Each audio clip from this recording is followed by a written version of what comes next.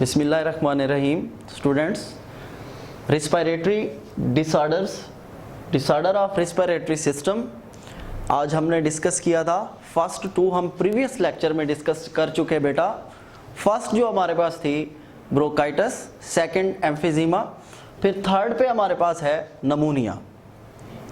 तो सबसे पहले हम बात करें अगर नमूनिया के इंट्रोडक्शन की, तो नमूनिया का हम हेडिंग देंगे इंट्रोडक्शन। प्रीवियस डिजीजेस की तरह, प्रीवियस डिसऑर्डर्स की तरह नमूनिया भी एक लंग्स डिसऑर्डर है। ये भी लंग्स की एक बीमारी है जो कि इन्फेक्टेड करती है, इन्फेक्शन ऑफ लंग्स। ठीक है, व्हेन नमूनिया अफेक्टेड बोथ लंग्स, अगर ये दोनों लंग्स को इफेक्ट कर रही है तो हम इसको क्या नाम देंगे? डबल नमूनिया। बेटा हम इसको क्या नाम देंगे? Double नमूनिया। When नमूनिया affected on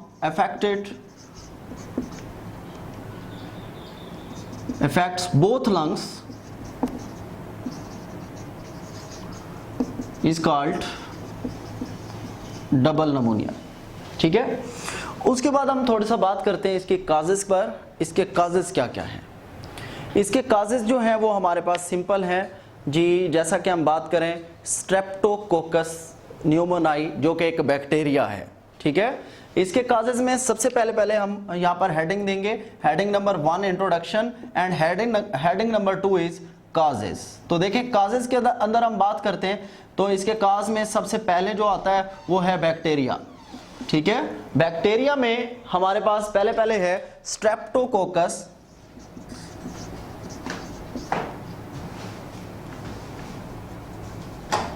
Streptococcus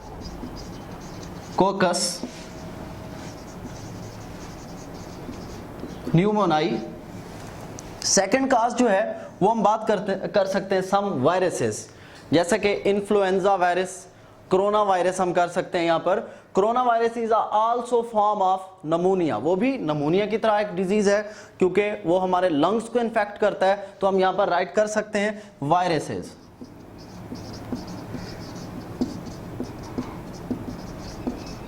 influenza and corona.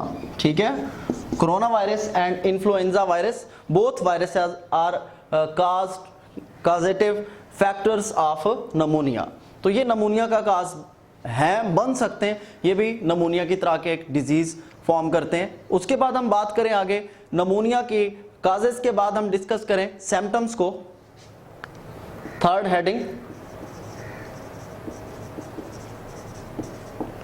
Symptoms के अंदर हम जो डिस्कस करते हैं नमूनिया की सिम्टम्स के अंदर हाई फीवर, ठीक है, शिवरिंग जैसे कि हाथों का कांपना, ठीक है, तेज बुखार, हाई फीवर। सेकंड पर हमारे पास है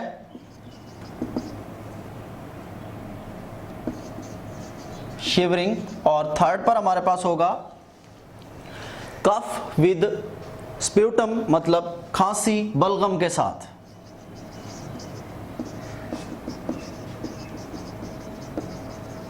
ठीक है, उसके बाद हम बात करें, पहले हमने इंट्रोडक्शन किया, फिर काजेस और फिर हमने सिम्टम्स देखे उसकी। नेक्स्ट हमारे पास जो हेडिंग है उसकी ट्रीटमेंट है। Fourth heading treatment. तो देखें ट्रीटमेंट या कंट्रोल, तो इसकी वैक्सीन मार्केट में है पड़ी हमारे पास। नमूनिया की वैक्सीन, स्ट्रेप्टोकोकस न्यूमोनाई जो बैक्टीरिया है उसकी वैक्सीन मार्केट में है, वायरसेस की वैक्सीन अभी नहीं है। ठीक है, तो हम यहां पर बात करें जैसे कोरोना वायरस की वैक्सीन अभी फॉर्म नहीं हुई, नहीं बनी।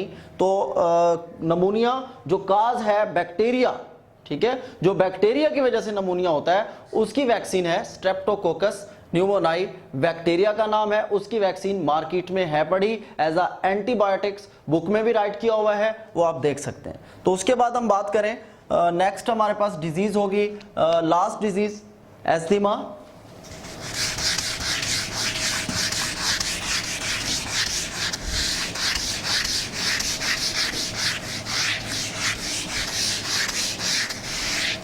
बेटा एस्थमा जो है वो एक टाइप की एलर्जी है, हम कह सकते हैं form of allergy. Asthma is introduction के अंदर हम डिस्कस करें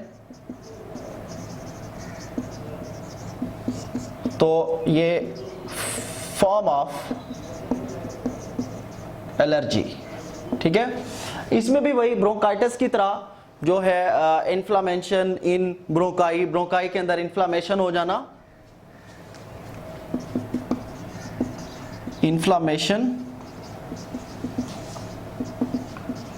इन ब्रोंकाई, ठीक है। ब्रोंक्यूल्स और ब्रोंकाई जो हैं वो वेरी सेंसिटिव होते हैं जी एस्थमा पेशेंट के, ठीक है। इसके अंदर हम बात कर सकते हैं एलर्जेंस जो होते हैं, उन एलर्जेंस से एस्थमा पेशेंट दूर रहता है। अगर कोई भी थोड़ा सा जैसे हार्वेस्टिंग सीजन होता है, लास्ट टाइम अब गंदम की कटाई हो रही थी तो इसको हार्वेस्टिंग सीजन कह सकते हैं। तो इस सीजन के अंदर सराउंडिंग इन्वायरमेंट एटमॉस्फेयर के अंदर डस्ट होती है बहुत ज़्यादा, तो डस्ट के अंदर एस्थमा पेशेंट को सर्वाइव करना थोड़ा सा डिफिकल्ट होता है। तो देखें यहाँ पर हम बात करें उसके सेंसिटिव हो जाते हैं,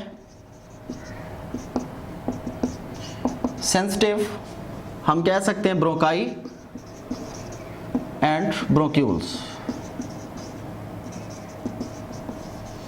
उसके बाद हम बात करें इसके काजेस की, सेकंड हेडिंग होगी हमारे पास, फर्स्ट इज इंट्रोडक्शन, सेकंड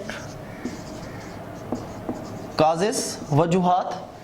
जैसे कि अभी मैंने बात की डस्ट, पहली वजूहात में काजेस में डस्ट, ठीक है, परफ्यूम्स, पोलन, ठीक है। तो इसी तरह हम कह सकते हैं कि ये इसकी काजेज हैं हमारे पास एस्थमा की। एस्थमा की काजेज के बाद हम डिस्कस करते हैं, जैसे यहाँ पर हम बात कर सकते हैं difficult in breathing, difficulty in breathing, smoke, ठीक है। उसके बाद हम डिस्कस करेंगे थर्ड हेडिंग इसकी सिम्टम्स। तो अगर हम सिम्टम्स की बात करें, अलामात की इसकी बात करें, तो अलामात इसकी बहुत ही ज़्यादा इजी हैं as compare to bronchitis, bronchitis की तरह हैं। तो देखें सबसे पहले शॉर्टनेस ऑफ ब्रीथ, उसके बाद कफ, खांसी, और उसके बाद फिर हम बात कर सकते हैं आगे चेस्ट टाइटनेस, ठीक है।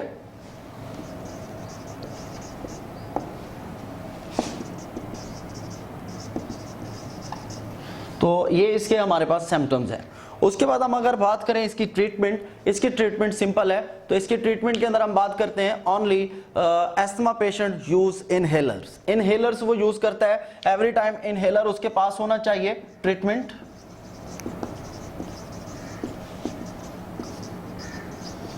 Use of inhalers and use of mask, उसको मास्क यूज करना चाहिए ड्यूरिंग हार्वेस्टिंग सीजन, या जैसे ही वेदर कंडीशन चेंज होती है उसमें, जैसा कि आंधी के टाइम वो उसको मास्क यूज करना चाहिए। और उसके पास एवरी टाइम डेली बेसिस पर उसके पास इनहेलर होना चाहिए।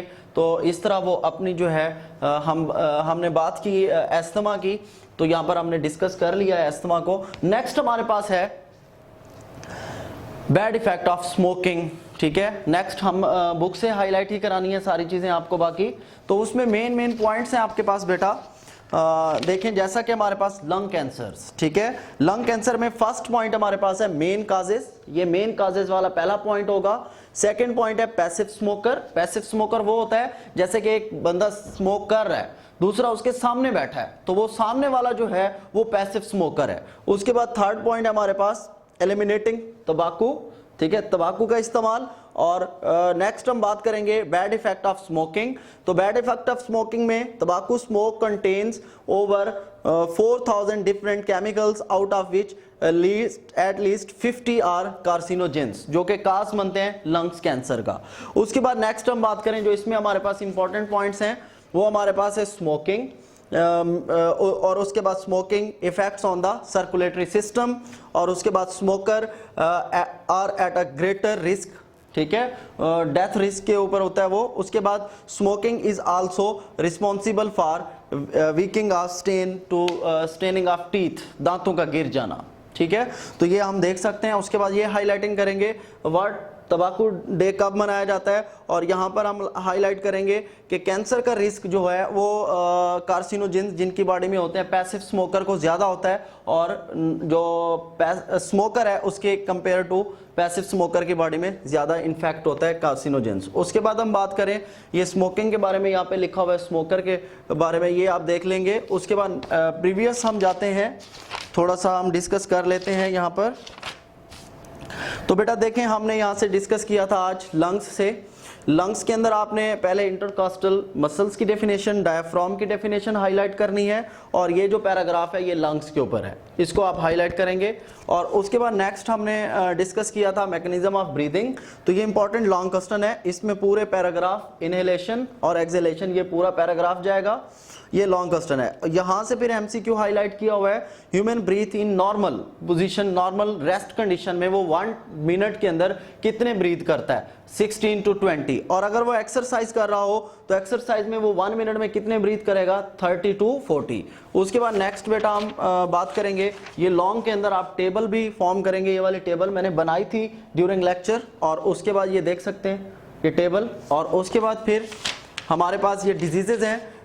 पहले हमारे पास हर डिजीज के मैंने इसी तरह हेडिंग्स बनाई हैं। पहले इंट्रोडक्शन में आप यहाँ से यहाँ तक राइट करेंगे, और उसके बाद इसके काजेस, ठीक है, यहाँ से फिर काजेज हैं, it caused by viruses bacteria, ये उसके काजेज आप राइट करेंगे।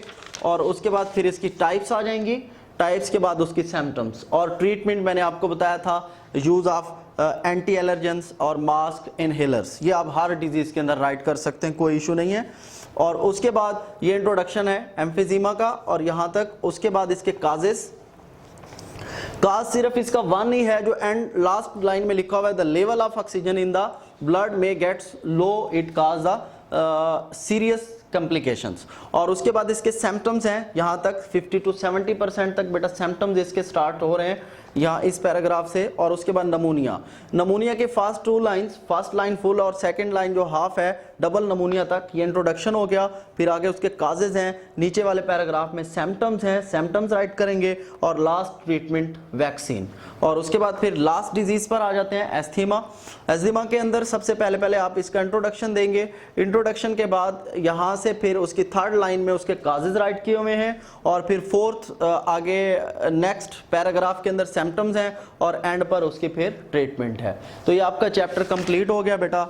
इंशाल्लाह जो आपका इस चैप्टर का टेस्ट होगा, फर्स्ट टेस्ट जो आपका होगा वो आपको बता दिया जाएगा, डायरी आपको बता दी जाएगी इंशाल्लाह। फिर नेक्स्ट लेक्चर्स में हम नेक्स्ट चैप्टर स्टार्ट करेंगे। थैंक यू बेटा, अल्लाह हाफिज़, अस्सलाम वालेकुम।